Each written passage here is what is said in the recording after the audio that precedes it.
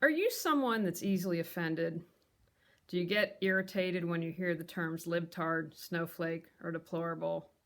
I'm going to encourage you, don't waste your energy on being easily offended. I do a podcast and post regularly on YouTube, and I've had more than one person say to me, "Man, your voice is annoying." Now, I could get all bent out of shape and be offended, but I choose to have fun with it. My pat response is, "Hey, isn't it great we live in America where we get to choose who we can listen to or watch?" Get offended about something that matters. Don't get offended about the stupid stuff.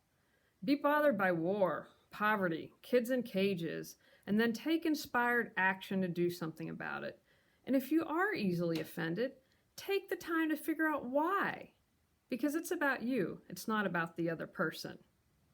Go out, clear the clutter to create the life you choose, deserve, and desire.